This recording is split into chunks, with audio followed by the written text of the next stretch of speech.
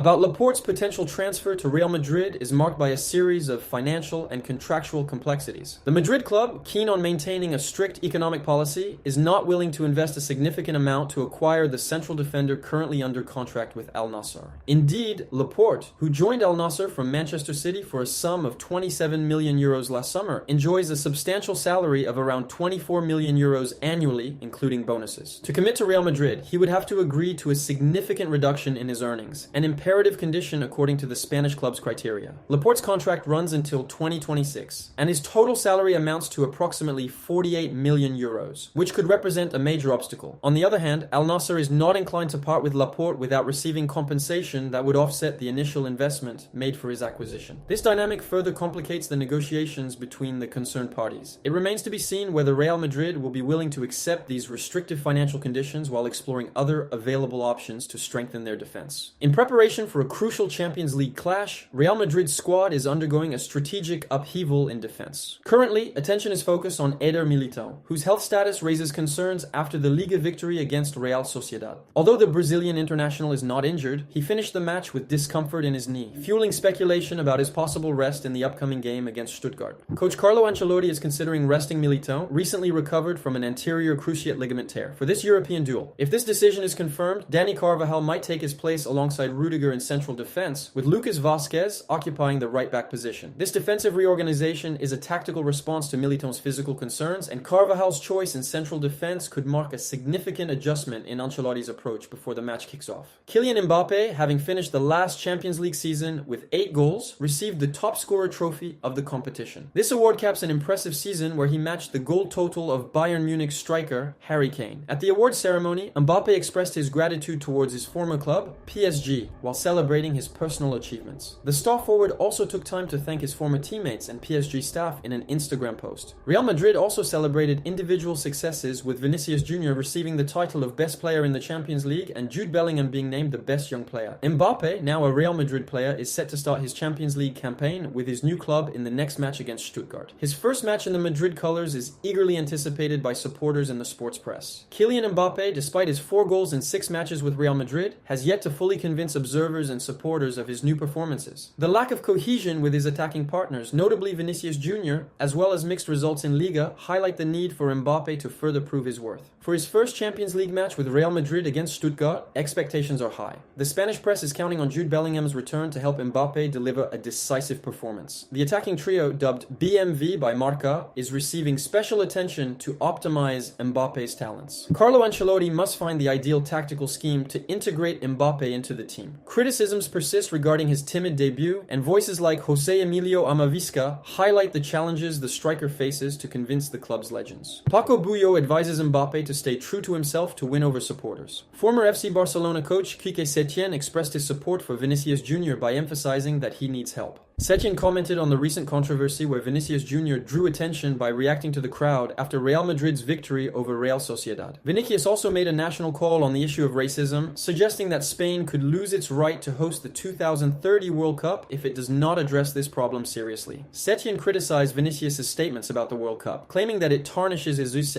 image as a footballer. Despite his criticism of racism management, Vinicius remains an important figure, and Setién, aged 65, continues to assert his desire to coach despite his prolonged absence from the pitch. Currently, Setién is watching the match between Barca and Villarreal, where the two teams are fighting for the top positions in La Liga. Real Madrid is preparing to face significant challenges in their quest to acquire William Saliba, Arsenal's defender, expected for the summer of 2025. At 23, Saliba has emerged as one of Europe's most promising young defenders thanks to his remarkable performances with Arsenal. Having had an exceptional defensive season, he has become a prime target for the Madrid club, eager to strengthen its defense. Saliba, being part of the Premier League's most solid defense, is also courted by other European giants, complicating Real Madrid's task. The Spanish club considers Saliba a priority for the summer 2025 transfers, alongside interest in Liverpool's Trent Alexander-Arnold. Aware of the potential difficulties in convincing Arsenal to part with Saliba, Real Madrid has also identified alternatives like Christian Romero from Tottenham. Arsenal, however, hopes to persuade Saliba to stay at the Emirates Stadium despite the attractive Madrid offer.